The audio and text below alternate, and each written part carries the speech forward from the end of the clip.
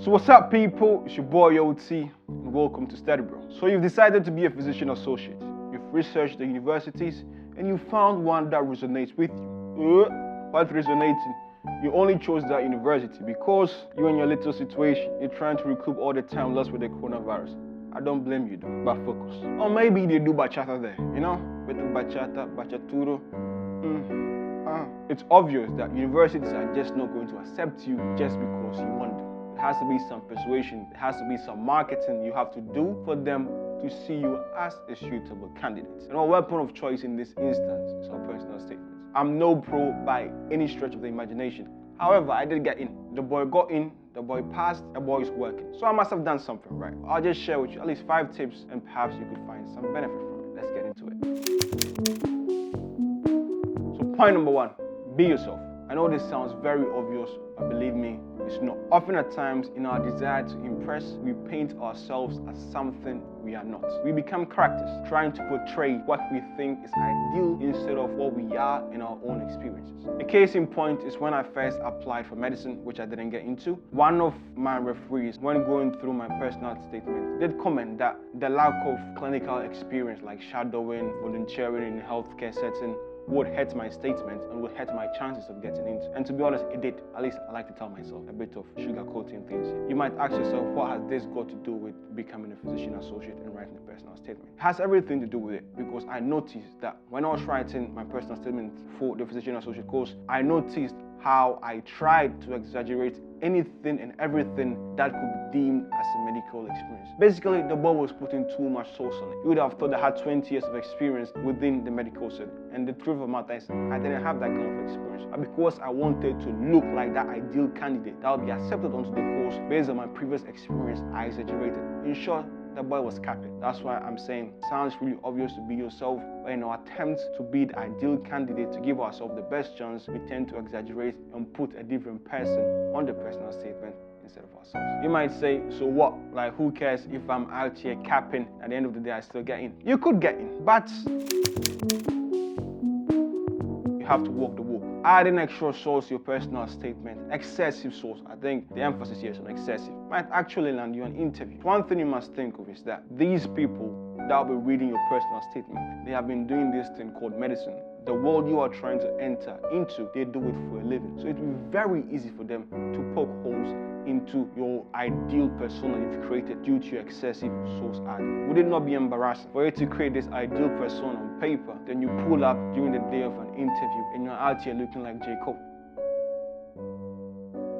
Now, this goes back to a statement I heard Elon Musk in one of his interviews, where he said that if a person was truly responsible for doing something, they could really go down to the basic nitty-gritty of whatever task they said they accomplished, because at the end of the day, it's something they did. And when you are able to overcome difficult stuff, you don't forget it, because it was your own sweat, you actually did it. So, you can add a bit of sauce, but excessive sauce will come back and bite you on your backside.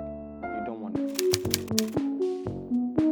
Just write. When writing your initial drafts, just write as much as you can. Put all yourself on the paper. Disregard whether it is good or not. Just focus on writing. And I'm being a bit of a hypocrite here, because I know I really self-edit a lot before I put anything on the paper. So I do understand self-editing instead of writing can sometimes prevent you from putting your true self on the paper, because you are trying to stay within the limits, whatever limits you've been given to write your personal self, 2,000 words, 1,500, I don't remember. However, if you are able to put all yourself on the paper by just writing, tell us about yourself. My name is Study Bro.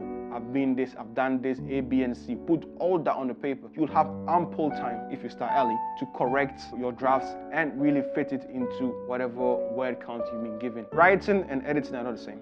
Focus on writing, edit later.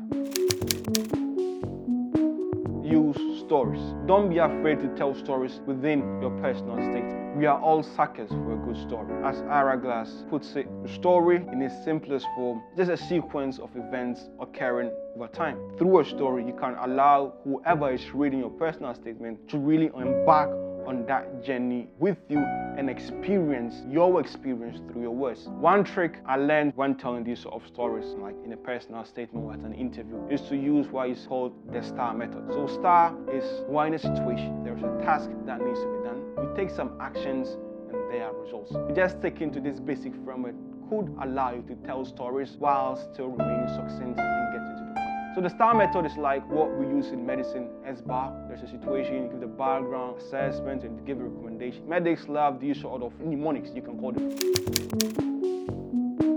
I think it's rather clear that the purpose of writing a personal statement is to market yourself to the university that, listen, I'm a suitable candidate. And in doing so, you will share some experiences with them, as I've alluded with the other tips. In presenting your experiences, the emphasis, I believe, should not be placed on the sheer quantity of things you've done, but rather on what you've learned from it. Medics are suckers for reflection. They all have to do it. So if you are not a medic yet, you've not been to medical school, and you do show them that you are already reflecting, you get all kinds of brownie points. Like, nobody cares what you did if you were unable to learn anything from it. I think ideally, even when you are doing the STAR method, you can, at the end of every story, every experience, let's say it was 2017, right? I was a student, I was in college. I had the opportunity to join a volunteering group that went to ABC Hospital. At ABC Hospital, I was able to speak with some patients suffering with KYNX. From that experience, I noticed how patients really rely on the words of doctors and how the team works together. And I think this has highlighted to me